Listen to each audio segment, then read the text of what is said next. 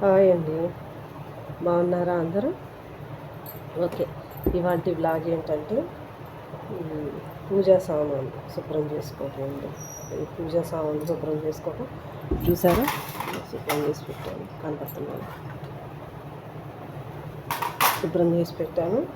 Next ఇప్పుడు దేవుడు పటాలు తుడుస్తున్నానండి. మనకి అడ్జస్ట్ చేసుకుంటున్నాం, అందుకని కొంచెం లేట్ అవుతుంది, ఏమనుకోకండి.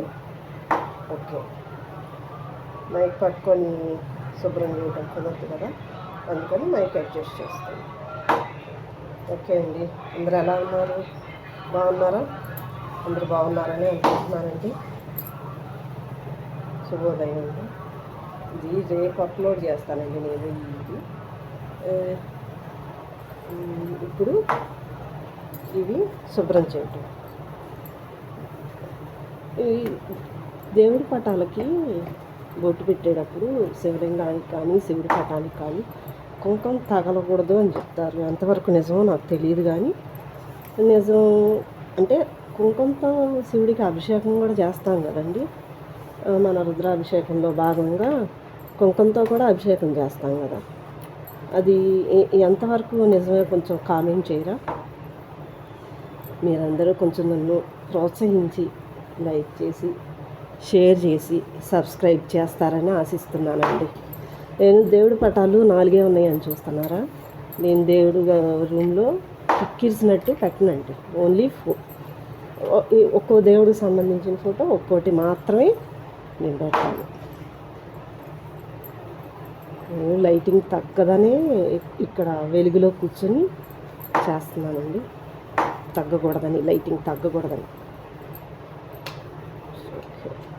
Cleaning completed. చూసారా? చూడండి, ఇక్కడ చూడండి, నేను ఇవన్నీ వాడేసిన ఏమంటారు, గంధం డబ్బాలండి. నేను ఇవన్నీ సంవత్సరం అంతా సేకరించి పెట్టుకుని కార్తీక మాసంలో ధనుర్మాసంలో గుడికి వెళ్ళినప్పుడు నూనె కానీ ఇంకేదన్నా వస్తువులు పూజ సామాన్లు తీసుకెళ్ళడానికి యూజ్ చేస్తానండి. ఇప్పుడు కూడా వీటిలో కొన్ని ఉన్నాయి చూడండి. ఇందులో సింధూరం ఉంది, చూసారా? ఇందులో సింధూరం. అలాగే ఇది ఖాళీ, ఇది అభిషేకం చేసిందండి. ఇది చూసారా, అభిషేకం చేసింది, కనపడుతుందా?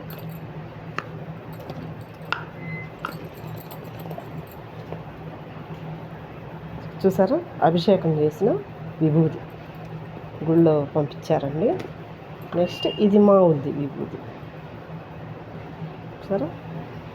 తర్వాత ఇవన్నీ ఖాళీ డబ్బాలండి. ఇవన్నీ ఖాళీ డబ్బాలు. మనం ఏం చేయాలంటే ఇవన్నీ సేకరించుకొని, ఇది ఒక సూచన మాత్రమేనండి, ఏదో నాకు తెలిసినంతవరకు సూచన మాత్రమే. ఇవన్నీ ఖాళీ డబ్బాలు ఇలా సేకరించుకుంటానండి నేనైతే. సేకరించుకొని కార్తీక మాసంలో ధనుర్మాసంలో యూజ్ చేసుకుంటాను అన్నమాట. ఇప్పుడు మనం నెక్స్ట్ ప్రాసెస్ ఏంటంటే స్వామివారికి విభూది బెట్లు, కుంకుమ. ఇదిగోండి, కుంకుమ కూడా ఒక దాంట్లో వేసి పెట్టుకున్నాం, కనపడుతుందండి? కుంకుమ కూడా ఒక దాంట్లో వేసి పెట్టుకున్నాం. విభూది అండి, సారీ, గంధం అండి. గంధం కొద్దిగా వేసుకుందాం. కొద్దిగా వాటర్ అయితే సరిపోతాయి కదండి.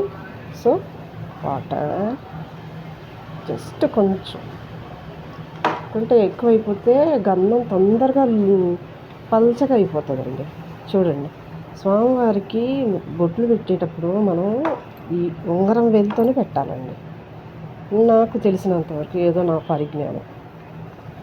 చూడండి, ఫస్ట్ విఘ్నానికి అధిపతి విఘ్నేశ్వరుడు అండి.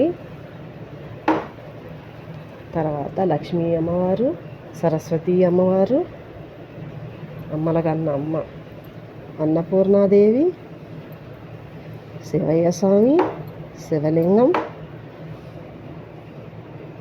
నెక్స్ట్ సత్యనారాయణ స్వామి, రమాదేవి, ఇక్కడ మిగతా స్వాములు ఎవరెవరు ఉన్నారో వాళ్ళకు కూడా కొంచెం కొంచెం విభూది బొట్లు. చూడండి నందీశ్వరుడు నా గృహప్రవేశానికి వచ్చిన గిఫ్ట్ అండి ఇది. నందీశ్వరుడు కామధేను సారీ కామధేను అండి. నెక్స్ట్ వెంకటేశ్వర స్వామి. ఇది నాకు మా అత్తగారి నుంచి వచ్చిందండి.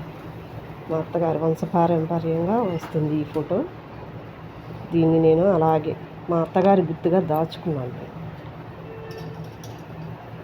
నెక్స్ట్ ఇప్పుడు మనం కుంకుమ బొట్లు చెప్పాను కదండి. ఏ దేవుడికి ఏ కార్యం చేసినా, ఏ కార్యం అంటే ఈ బొట్లు పెట్టడం. మనం విఘ్నేశ్వరుడు, శారదాంబ, లక్ష్మీదేవి, అన్నపూర్ణాదేవి, శివయ్య స్వామి, శివలింగం, అలాగే రమా సహిత సత్యనారాయణ స్వామి. ఇక్కడ మిగతా దేవుళ్ళు ఎవరున్నారో వాళ్ళకి కూడా మరీ తిక్కుగా పెట్టనవసరం లేదండి. స్వామివార్లకి మనం హారతి ఇచ్చేటప్పుడు కూడా అనంటండి, నాకెవరో చెప్పారు, మనం హారతి ఇచ్చేటప్పుడు కూడా వాళ్ళకి దూరం అని కాదు, 1-2 మాత్రమే వేసి కర్పూరం హారతి ఇవ్వాలంటే, ఎక్కువ సెగ తగలకూడదు కర్పూరం అని నాకెవరో చెప్పారండి. స్వాములే ఎవరు చెప్పారు. ఈయన భావన ఋషి.